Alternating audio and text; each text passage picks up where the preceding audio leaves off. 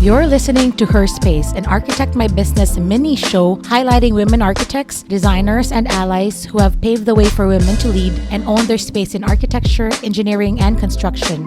Formerly known as the Architect My Life podcast, this show will continue to feature inspiring conversations, stories, and experiences of women in the built environment, empowering you to realize your full potential. Join me as I chat with remarkable women in the field and prove that in the world of architecture and design, every place has a space for her. Let's get started.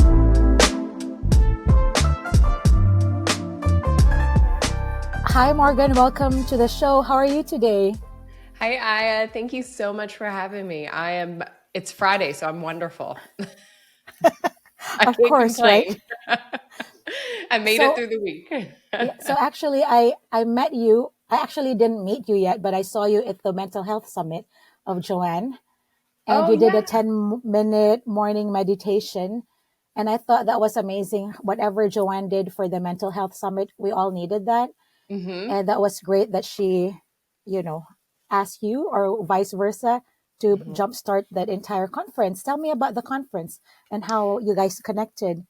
Yeah, Joanna is amazing. She is making such a ripple effect in the architecture community. And I'm so thankful that she had that mental health and architecture summit. We need more of those. We need ones that are in person and we need virtual ones.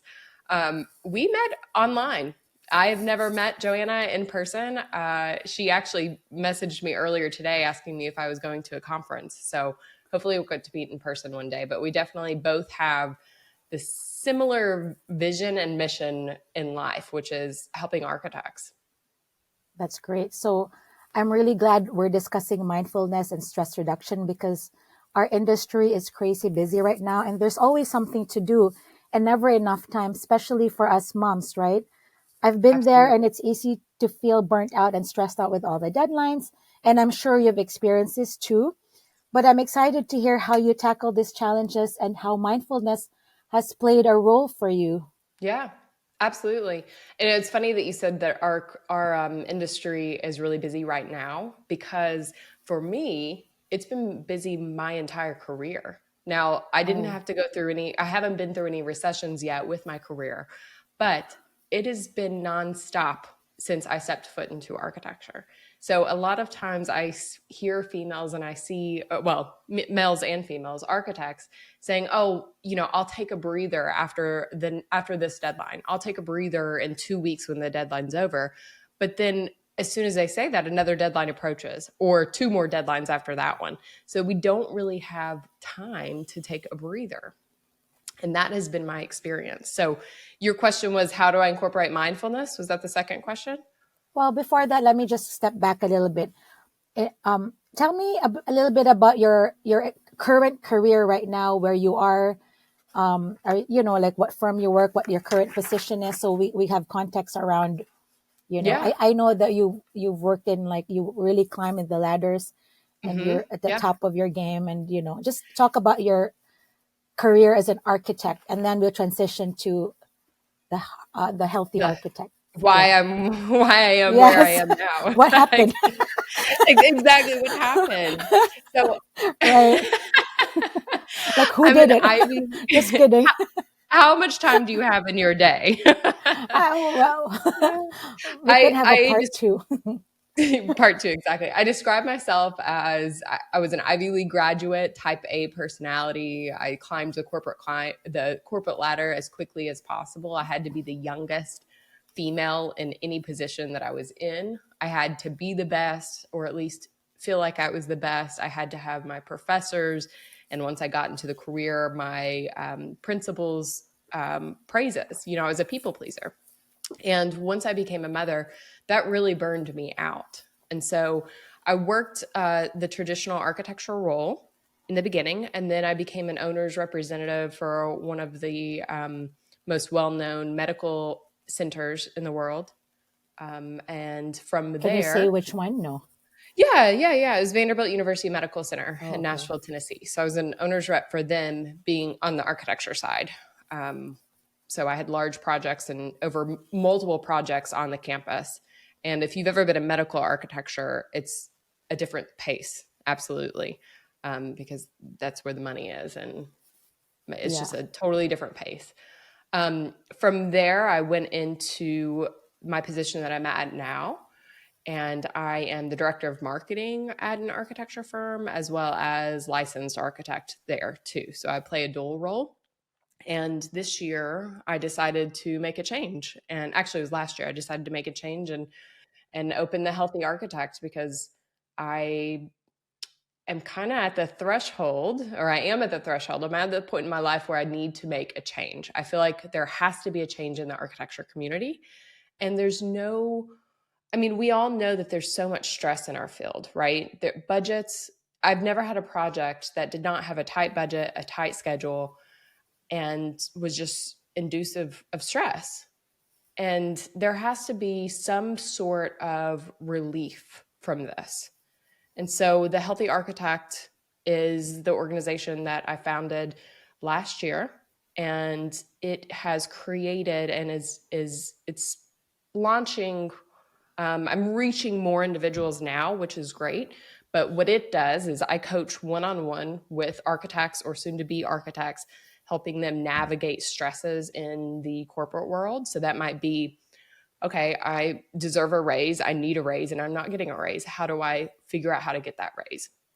Or it might be, I'm working endless hours and I'm getting nowhere. I don't have fulfillment in my career anymore, and I'm stressed out and I'm burning my candle at all ends. Or it might be working with full architecture firms and actually doing stress management workshops, and workshops at chapters, with chapters as well. So it seems also like you're an executive coach teaching people how to get, raises. Is that, I mean, the first two answers that you gave, like helping them get raises and be seen in their careers, is that part of mindfulness or just like, mental, building your confidence? Because I want to know the relationship between asking for the raise and the mindfulness part. How do you merge those two together? Yeah, that's a great question. Well, you know, before I started mindfulness, I didn't have the confidence. I knew that I deserved a raise, but I didn't have the confidence to ask for one, for example. And mindfulness is being in the present, right? So many times in our lives, whether it's career based or personal, we are always living in the future or the past. So we have anxiety about, what conversation I had with my coworker yesterday. That was an uncomfortable conversation. That's a reoccurring thought in my head. Or maybe I have stresses about a future deadline that I don't know if I'm going to make because I've got too much workload. So we are not, mindfulness is really practicing living in the present moment and understanding what our values and what we bring to the table in the present moment. And by allowing yourself to live in the present moment and be more mindful about your actions, there's data that shows that you actually have clearer thoughts, you have better executive decision making, you are happier and healthier individual with less stress. That's great. So, could you describe briefly what stress looks like and how it manifests in different architects? I'm sure you've seen people with different stress levels and how it affects their health, mental well being. And how can you spot out architect who's stressed? Yeah. Well, look at any architect and you'll see a stressed architect. No. Yeah. So there is good stress. So good stress is excitement, right? So good stress is, I'm going to go get this job. I'm going to win this job. I'm going to win this interview. I'm going to win this proposal. This is the job for me. I'm excited. Let's run. We can do this, right? That is good stress. Bad stress is when that's prolonged, when stress is never ending. It doesn't have a stopping point. So when you have prolonged stress, it not only hurts you mentally, but also physically. So mentally, you can have reoccurring thoughts over and over and over, and it's hard to break that cycle. Or you can have imposter syndrome if you have stress. You could say, tell yourself, well, I can't do that. I can't get that raise. I'm not good enough, right? Physically, your blood pressure is going to increase. You are going to start breathing quicker. It's going to impact your sleep. You're not going to sleep well at night if you're stressed. It actually, when you stress, your body shuts down not all of your organs, but shuts down some of your systems. So your digestive system starts shutting down whenever you stress more. I went on a 6-week meditation kick. And during that meditation kick, I actually lost weight because my digestive system started working again, functioning like it should have. Your reproductive system actually begins to shut down when you stress. So how do you see a person or an architect that's stressed? Well, they're sitting at their desk 24/7. They're not talking to anybody. They're stressed out. They're not going outside on walks. They're not drinking water. They're just chugging coffee. They're isolating themselves. They've got bags underneath their eyes. They don't have hobbies. Those are the signs that I see most. They just aren't happy, healthy human beings. I like that about not having hobbies because that's a sign of someone who's just super stressed and have nothing else except for work. But stress is also good. My dad told me it's good to have a little stress, but not a lot, because good stress kind of motivates you to do the things, kind of like to push you, right? But as Yeah. women, like I completely understand where you're coming from. I also went to an Ivy League school, and we always want to be the best and the youngest and da da da, and we put a lot of pressure on ourselves. How did you manage to step back a little and take care of you? And what did you do for you that made you an expert to open, like to start helping other people? That's so funny. I would probably, if I was not a mother, if I chose not to become a mother, I probably would still be in that place of stress and just being an unhealthy person, an unhealthy individual with no hobbies, and it would probably shorten my life. But because I became a mother, I have 2 beautiful little girls, Lily and Violet, and they are the reason that I had to make a change. There wasn't a choice for me any longer. Because I brought them into the world, I feel as if I have to be a positive example for them. And I want to show them that you can be a great architect or whatever you want to be in your life and also take care of yourself. You can have a successful career and also meditate and work out and garden, do whatever your hobbies are. And those hobbies, whatever those hobbies are actually going to make you better, a more well-rounded and diverse individual, and probably make you better at your professional career. At how old were the kids when you decided to make the shift? Just as Well, out of curiosity, because people probably just want to do everything and then they burn out, get sick, and then leave the profession altogether. right, So, exactly. And yeah. that's a good one. I want to talk about this. But my kid, Lily, is 3 right now, and Violet is 1.5. So I started this journey when I was pregnant with Lily, so probably about 4 years ago ish. But I didn't know exactly how I was going to make an impact on the world until last year when I founded The Healthy Architect. So, yeah. Go Yeah, ahead. what was the other thing I was going to come back to? People burning out and Bur- leaving the field. I want to talk about that for a moment because I sure. truly, sincerely believe that architecture is so much better with females in this career and with moms in this career. And I could go on and on about why, but that's exactly why I'm here and doing what I'm doing, is because I want females to stay in architecture. Because when they stay in architecture and they're not burnt out, they are making a difference in this world.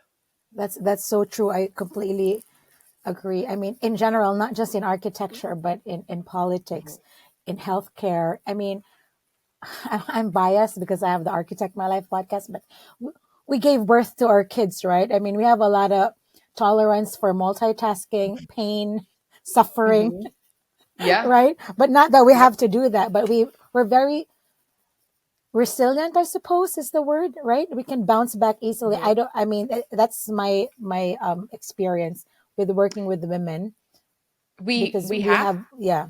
we have to. We don't have a choice, right? We have to bounce back because we have children that are looking up to us, children that we're examples for, right? And I think female architects in general and I've heard this from other male architects and owners of firms, they are the most, I don't have data on this. I should probably get data on this, but they are the most efficient because they have to come in, they have to get the work done because they have other obligations.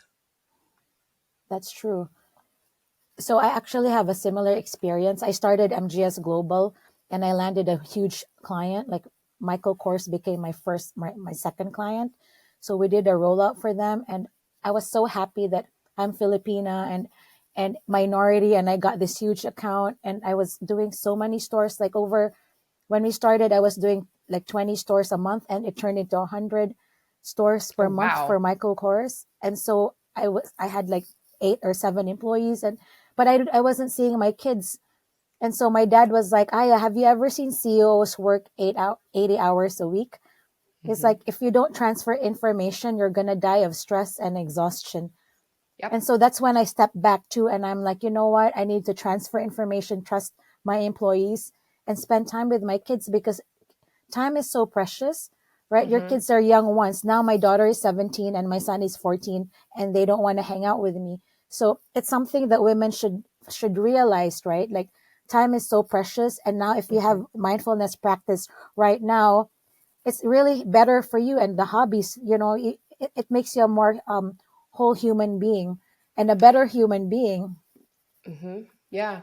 And mindfulness has absolutely changed my life. I am present, right? So whether when I am with my children, I'm not stressing about work because I have trained my brain. So it takes about 6 to 8 weeks to rewire your brain.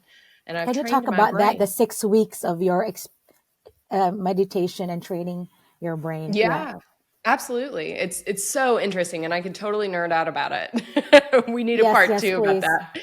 But people when people ask me, they come to me and they're like, "How do I work with you?" I'm like, "Yeah, you could do one meditation with me, right? But there's data on this as well. It takes 6 to 8 weeks to rewire your brain.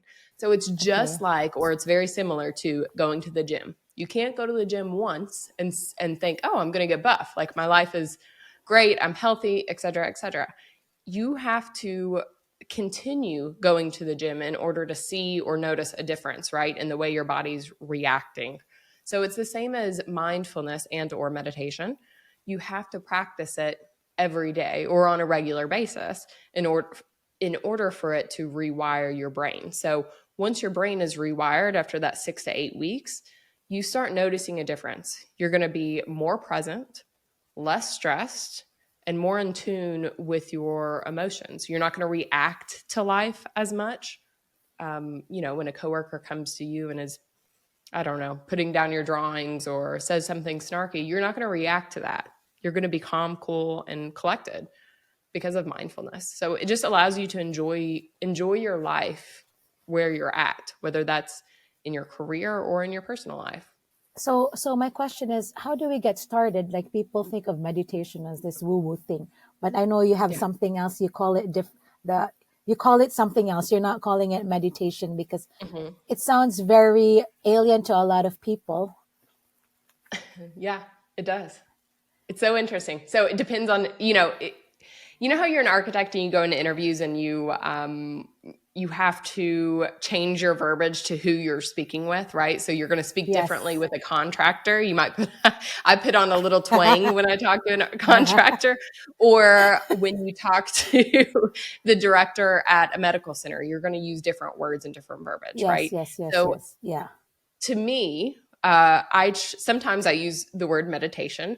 Other times I just say stress management because it's all in the same, right? Except there are you can meditate with your eyes open. You can meditate with your eyes closed. I think most people, and the reason why I don't use meditation, use that word all of the I time is like stress because management. it's stress management, right? Yeah, yeah. Exactly. Because that's exactly what it is. And I think a lot of people, like you said, they think meditation is woo woo. So they're like, oh, I can't do that. I'm not in a white box and I'm not in a studio and I don't have 2 hours to spend meditating. Well, guess what? You don't have to. You can spend 3 minutes in your day meditating and it will make all of the difference. So on my good days, I will say not every day, but on my good days, I meditate in the morning for a few minutes to set my intention for the day. So if I'm going into like No, it was this week. This week I had an interview, and I set my intentions on I'm confident. I'm going to be confident this week. I'm confident. And at the end of my day before dinner, I typically meditate for 3 minutes. And that's just to release all of the stress and anxiety that I have built up and stored over the day, before my dinner table, before I have dinner with my family. So when I come to the dinner table with my family, I can have more fruitful, meaningful conversations with my girls and my husband rather than talking about the stresses of the day. No, I like that. I have some architect friends, and every time I see them, it's complaining a lot, and it also drains my energy, right? Yeah. Mm-hmm. And so I'm like, Absolutely. well, can we just think of something positive? Because every time I see a particular person, it's so negative. I'm like, okay, maybe I should send them to you You if should. they're willing to Absolutely. learn, Yeah, right? and the sad part is that's not truly who that person is. I'm sure that person is truly deep down inside a lovely, amazing person, but when stress gets in the way, it really blocks everything and changes your relationships with people, with your coworkers, with your family, with everybody. I mean, I in one particular career, I won't tell you which one, I was so stressed out that I was becoming a person that I didn't like. I did not like to look in the mirror and see who I was becoming. And that's exactly why I went to mindfulness, is because I knew that that was not the person I wanted to be in the future. Yeah, and it also it reflects with other people as well. Like if you're with a negative person, it's hard to be around that person. Like I'm very Mhm. mindful as well. I don't meditate as much I have before, but I'm willing to do it. If you give me some tips, but Yeah. when you're with a person that's so negative, it's really hard to be around. That's why, as a mom entrepreneur, I run in my firm. I need to protect my energy, and I think women Yes. need to learn how to protect your energy and your time, so you can spend, like what you're saying, quality time and with the people that you love, right? Your Yes. husband, the kids. Hmm. Yeah. So what's your morning routine like? What is your day like with the two kids, your work? Yeah, can you tell us about that? It is so, my day is so busy. And I am, like I said, I'm type A, I am OCD, and I've got ADHD. So there's a lot going on. And I'm just a person that it's ingrained in me. I'm a hard worker. So I wake up in the morning, hopefully 45 minutes to an hour before my girls wake up, and I get some body movement in. I don't like to call it a workout because who wants to work out? But I make sure that I spend that time with me and I move my body about 30 minutes, I would say. And then I do, give or take, a 10-minute meditation. And around that time, actually, Lily, my oldest, comes and finds me throughout the house somewhere. So she will actually do the meditation with me. Now, sometimes she'll just sit and look at me, and sometimes she'll sit and watch the meditation video that I'm watching, or, sometimes she'll play in the same room. But what's important to me is that she's seeing me do it. She's seeing me prioritize my health, prioritize myself, and meditate. And she's actually went to school before. Her teachers tell me that she comes to school and meditates, which is really funny. Um, I take them to school. As a mom, you probably know that it's a it's not like Yeah, you the just morning take your is really chaotic. the morning's Yeah, chaotic. You got to get lunches packed, you got to get everybody sheets and pillows, and or it's a they whole need to thing. wake up. So you have to get them to wake up, you have to get them to put Yeah, clothes yeah. on. No, not that shirt, put the other shirt on, that whole thing. Drop them off at school. Lily actually goes to a nature school. So one of the What's a nature small, school? it's really cool. So she's at her school. She has llamas, alpacas, bunnies, cats, like all these different animals, which is actually very therapeutic. So I use that as a little nugget of my mindfulness. Like I go in and I pet the animals with her in the morning, which is really cool. So after I drop them off, I come home and start work. But here's how I incorporate mindfulness throughout my day. I check in with myself on my lunch break, always. 12 o'clock, maybe not on the dot, but 12, 12:05, 12:10. Around that time, I always check in with myself. And I say to myself, and it's a routine now, how are you doing, right? If I am stressed, then that means I need to take action to change the rest of my day. If I'm doing pretty good, then I just say, keep going. But I check in with myself. Have I drank enough water? Am I in a good mood? Have I moved my body since sitting down at 8 a.m., at a desk? So So what happens if you're not in a good mood, and like what are like if your morning is already very rough? What happens at the midday? Do you meditate, or yeah, how do you that's a change great that? question. Yeah, that's a great question. It really depends. The first thing I always do is go get outside and go on a walk. It can be a 5-minute walk, 10-minute walk. It doesn't matter, but that shifts my mindset, right? I stay outside just for a little bit. Even if it's really cold outside, I still get outside. And that really seems to shift my mindset. Another thing I tell my clients to do is go somewhere that makes you happy. So that could be a coffee shop that you really love, or it could be in your living room that has a lot of plants around it, or it could be your favorite art store. If maybe your favorite art store is down the street from your office, just go there for a few minutes. Get some excitement, get something that makes you happy in your life and bring it into your life. It doesn't have to be a full 30 minutes. It doesn't have to be scheduled. Um, it just can be a little nugget of joy. Another thing that's pretty easy for me to do if I start having reoccurring thoughts and I'm getting very anxious, I can tell that I've got a never-ending to-do list in my head, is I will get a pen and a piece of paper. If I'm in my car, I'll just get a receipt from between the seats and I'll just start writing. It doesn't have to be complete sentences. It doesn't have to be, I don't even have to think about it. I just need to get whatever's in my head onto paper. And that seems to relieve a lot of those reoccurring thoughts. Or I might meditate for a few minutes. I like what you said about going to, you don't need expensive vacations to treat yourself. You can either go to a spa or like get your nails done or a pedicure, or just go to, I do that too. I go to, because I work, my office is in the Philippines. So I Yeah. travel quite a bit, but when I'm here, I work at home. But sometimes when I'm stressed, I just go to Heartwood Cafe and have a matcha. And it Yeah. smells good, and they're baked goods. It makes me happy to be there. And, it's like 5 minutes away, and like I spend like $7 for whatever. It's not a big. I'm not going to a fancy spa and getting a $200 massage, and that makes me so happy. So for moms, Mm-hmm. especially with young kids, right?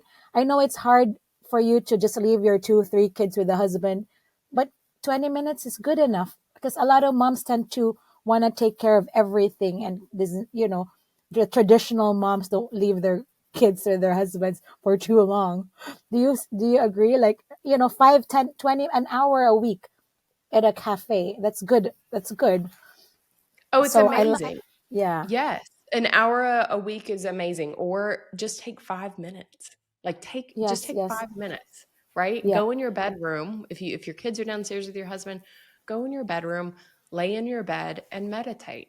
Calm your thoughts. And so a lot of moms and female architects tell me, well, I can't meditate because I can't calm my thoughts. I have a million thoughts. I was going to ask that question. How? For Yes, you? please. Yeah. Because Well, I good. This try is and then my I'm like, response. okay, I got to put the laundry away. I need to put the da da da. I need to Mhm. respond to this email.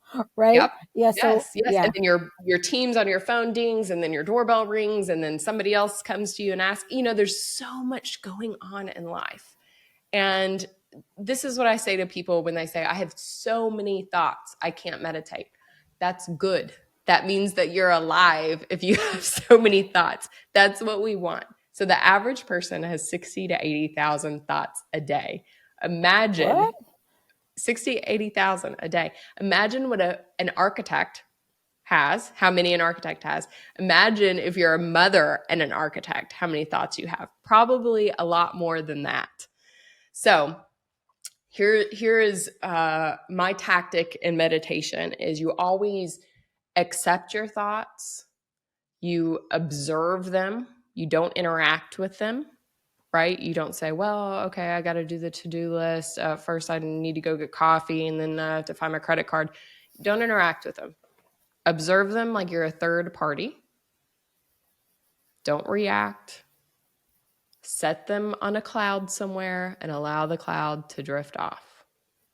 And again, like I said, if you do that, if you continue doing that, just being a third party to your thoughts, after 6 to 8 weeks, it's going to be a lot easier. It's going to come natural. You won't have to think about it anymore. I can 100% tell. My husband can tell, people around me can tell when I skip a meditation, a 3-minute meditation. If I don't Why? meditate one day, I'm telling you, my whole day is off. I Oh my am God. easier to get cranky. I start, not exploding with my kids, but I'm less patient with them for sure. It's a night and day. I'll never go back to not meditating and not being mindful. So, what apps do you use for meditation? A lot of people, is it good to have guided meditation with people talking to you or Yes. just music or no? Yeah, what is, for somebody who's done zero meditation, where can they start? Well, Like, start at thehealthyarchitect.org.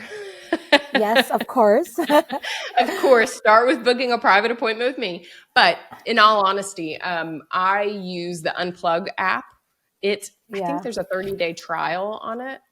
And then there's also another app called Insight Insight Timer? Timer. Yes, Yeah. Insight I Timer. use Insight Timer.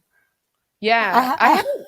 I've used it, but not as much. But I would definitely recommend when you're starting out to start out with guided meditations. And when yeah, people actually begin meditating with me, I like to keep their mind a little bit more active, so less quiet time within your yeah, meditations. yeah, Because if not, they're like, okay, what do I do now? And then after we meditate for 6 to 8 weeks or provide mindfulness for 6 to 8 weeks, there's more space in there. I allow you more space to control your thoughts and more yeah. time and silence in those meditations. Another thing that I really hone in on is I individualize the meditations per my client. So maybe a client is at a point in their career where they want to prepare their body to become a mother and they don't know how. Well, I will craft a series of meditations for that individual to prepare their body for motherhood, get all the stress and the cortisol and anxiety out of it, and really prepare themselves. Or maybe they are getting ready to take an ARE exam that they've passed, that they failed 5 times, and they need that confidence boost. They need to visualize themselves walking into the exam room and passing that test, right? And so that's what my meditation does, is it's crafted for your unique personality and needs. I love that. I'm at 48, like I said, and it's perimenopause, and it's like your body just goes through. I mean, I last year I just gained like 20 pounds out of the blue. I'm losing it now, but I like what you said about meditation and weight loss. Mhm. Maybe you can create one for women who are architect women who are 48 who are going through that because it messes you up. Like, I get injured a lot, da da da. It's like I'm trying to navigate, my perimenopause symptoms. So Well, that's a and possibility. yeah, and I'm noticing as I age, and especially because I think it's because I'm a mother as well, but also aging, my body is constantly changing. My needs to my body are constantly changing, right? So sometimes Yeah. I'll go through months, periods where I need to meditate more and walk less, in my opinion. And then sometimes I'll go through weeks, periods where I need to walk more and meditate a little bit less in order to feel good. But that's exactly what the healthy architect does, is figures out exactly what you need as an architect to be the happiest and healthiest self. That's amazing. I have a funny story about guided meditation. I moved to my new house and I was so stressed, like extreme. I haven't slept because, moving is one of the most stressful times. So I Yeah. hid in the closet. Really, I told my kids, I'm going to hide in the closet. It's dark. I need to sleep because I didn't sleep for 2.5 days, organizing the move. And then Yeah. I turned on the guided meditation and my kids heard it was a guy talking, like, one of the, whatever. And my kids are like, Mom, what are you doing? I said, I need guided meditation because I'm so stressed and I need to calm. He's like, I need guided meditation to sleep. You know what? My daughter said, just talk to dad and you fall asleep. It's like, why do you need, he's like, why do you need an app? You can talk to dad for that. And I'm like, oh no. Because she's like, like my husband has a very monotonous, like, we're opposite. He's very, anyway, he's like, you don't need an app. You can Monotone. just talk to dad. Oh my gosh, that's so funny. So now this is my favorite topic, entrepreneurship. Hmm. So okay, I'm an entrepreneur. I'm a creative entrepreneur, and I think my DNA is really an entrepreneur. I've started several businesses. I have a food business, and anyway, it's crazy. But how did you launch your business? You're a mother. You work full time. You create a lot of content, reels, and I look at your Instagram. I'm like, oh my god, because I do a lot of Instagram work too. But like, how do you manage all of that? But before that question, when was like, how did you learn how to do all of the things? Because it's very strategic. Like, what you're doing is digital marketing in a way. You have a funnel. That's a whole different business model. So talk about your entrepreneurship journey, and then we'll talk about the healthy architect. Yeah, but the entrepreneurship, how did you figure all this out? Well, that's such a loaded question because I don't even know where to begin with that. I did not figure it all out. I don't have it figured all out. I encourage myself to fail, right? I used to, when I was younger in an architecture school, and even younger than that, grew up thinking that I couldn't fail, that it was going to, people were going to look at me like, oh, she's less than if she fails, right? That's that imposter syndrome coming in. And when I became a mother, I thought to myself, I'm going to teach my girls that it is okay to fail. And actually, every day you should be failing, because if you're not failing, you're not growing. And it's not how many times you fail, it's how quickly you can pick yourself up after you do fail. And so that's really, I'm trying to live the life that I want my girls to see and to be when they're older. And that's Yeah. to make a ripple in the world, right? Make a change in the world. I've been tired of hearing, this sounds horrible, but I've been tired of hearing females complain about the architecture world, and people complain about how tired and how stressed they are. It's weighing on me. And so I just had to make a change, and I had to say, okay, I'm going to make the healthy architect so I can make a change or try to make a change in the world and in the industry. And how do I do it all? I don't know. You just have to chip away at it every single day. Because your social media is amazing. I mean, Thank your you. Instagram presence, all of your content, it's on point. And I like the way you do all the graphics. I have a YouTube channel as well. And my company has a YouTube channel, but all of the things, it's like huge text in terms of the way you present yourself. It's very, you know, very legit and professional. Like, it's like, I thought you've been doing this forever. I didn't know it was a new business. I So, know it so feels I'm like on, I've been doing it forever. Well, to be honest with you, I have been doing it forever. I have had so many female architects friends that have came to me and said, I'm burned out. Like, I don't know yeah, if I can continue. And in my head, I was yeah, thinking, you have to continue because you are the change in this world. And so that's exactly yeah, why I did what I did and created the Healthy Architect, because there wasn't a choice, and we have to keep females in yeah. architecture. Yeah. And like, I really love watching your Instagram videos with you meditating, and your daughter is like, I saw that one. You're so zen, and you're like really deep in meditation, and your daughter's making a face, right? That was a cute video. You should check out. I mean, we'll put the links later on, but I want to talk about your services, and I'm on the website Mhm. right now. So thehealthyarchitect.org, you have all these amazing services, one-on-one coaching for Mhm. architects, soon to be architects, and architecture students. I love this, creating boundaries, mindfulness. So talk about your one-on-one coaching. Like, who is your ideal client? Who do you want to reach out to right Yeah. now? Do you need a stressed out, or stress prevention, or both? Both, absolutely both. That's one thing I was going to say is, yes, most of the clients, the one-on-one coaching I do is because they've already hit their limit and they don't know what else to do. They've hit rock bottom and they're saying, I don't know what else to do, Morgan. I'm coming to you. What do I do? Create a plan for me. Help me get out of this rut, right? And uh, not that I love those clients as well, but what I would love is for more clients to come to me and say, Morgan, I hit rock bottom once and I don't want to go there again. Or I'm heading in that direction and I want to stop it right now. I want to take a different path so I don't hit rock bottom. So prevention is very important, and you have to practice it every day to prevent burnout and prevent stress. So I would like for more females, mothers, architects to come to me and say, how do I make sure that I'm not burning my candle at both ends? And in order to do so, you have to create boundaries and balance within your professional and your personal life. Where were you in 2000 when I worked 48 hours straight and I burned Oh, out? right. You never want that to happen again, right? You've been there and you're Yeah. like, it's not worth it. And it's counterproductive. Yeah, that's true. So now let's talk about your corporate consulting for AAC firms Mhm. and universities. This is great. Like, who are the, you work with groups, leadership.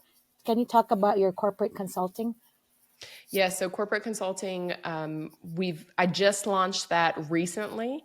And so in the future, I aim to work with firms overall, specifically their HR departments, and work on both team building, stress reduction workshops, and how to just create a healthier environment internally. Because when you have healthier employees, you are creating more efficiency within your architecture firm, within your drawings, happier employees. So you're going to decrease absenteeism.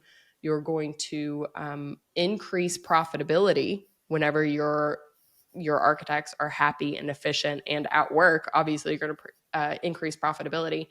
But that's how I work with corporations. I typically, sometimes I'll do a one-off, once a year annual workshop with them, or we can do ongoing 6 to 8 weeks in January or December or whenever, really, but whenever your firm needs it.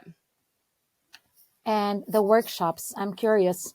Stress Management 101 for Architects. Oh, I love this. Burnout Management 101 for Architects. Can you talk about your workshop? Like, what's the format? Is it like a whole day, half day?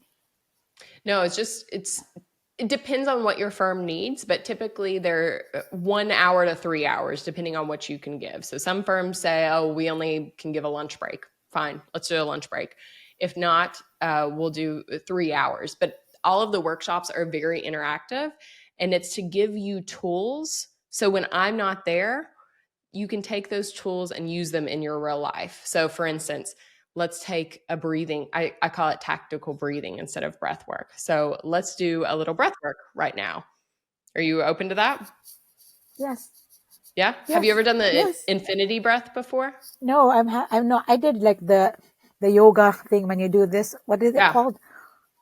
It's like Yes. one finger. Yeah, yeah, yeah. The nostril breathing. Yes. Yeah, yeah, So yeah, yeah. But I'm happy to do breath work. This is exciting. this is exciting. Good.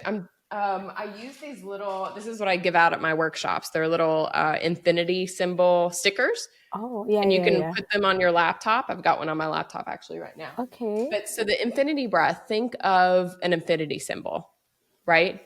It's never ending. And so this is one of the harder breath works. But when you inhale and your exhale, you want them to bleed into one another and to be Ooh. never ending. So let's try it. Let's start with your inhale and let it bleed into your exhale. And then your exhale bleeds into your inhale. And your inhale bleeds into your exhale. Now, that point where your inhale and your exhale are meeting, see if you can elongate that point just one beat.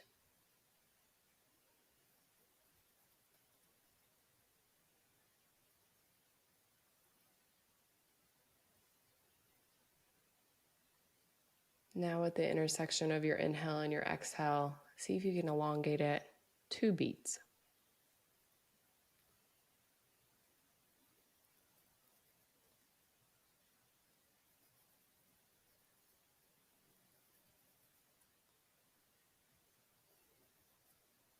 I feel so good. Like my breathing and my mind is just calm. Like I'm falling asleep right away.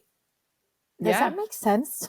it does make sense. Your breath is the most portable stress reduction tool that you have.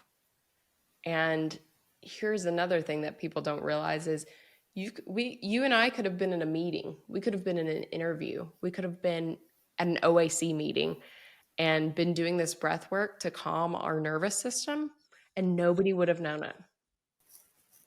Right? Yeah. There's so many tools. I think a lot of people think, well, I don't want to meditate. People are going to judge me at work. Well, Yeah. we Yeah. have Yeah. so many tools to incorporate into your everyday that nobody knows you're even doing it. And No. that has already calmed both of our nervous system. Our heart's probably slowed down just a little bit. Yes, it did. Yeah. So I Cortisol started cold levels plunging, decrease. Morgan. Like I started cold plunging. I do like once a week because I live in Ohio. And the ladies, when I first started, they said, just breathe, breathe. Like, you just kind of breathe through the pain. It's kind of like when you give birth, the Lamaze method, right? A lot of things can happen when you just breathe.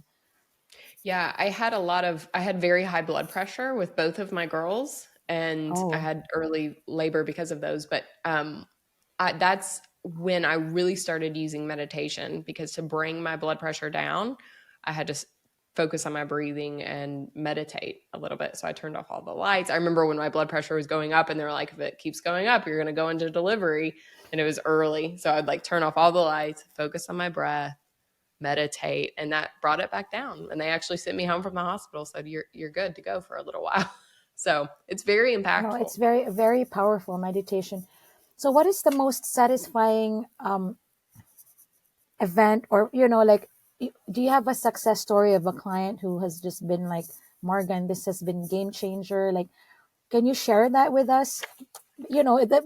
This is amazing, and I'm glad that we got to talk, because I'm definitely, and a lot of women can really benefit. But was there a point in time when a former client or a client came up to you and just, was so happy and gave you a testimonial, or what was that like?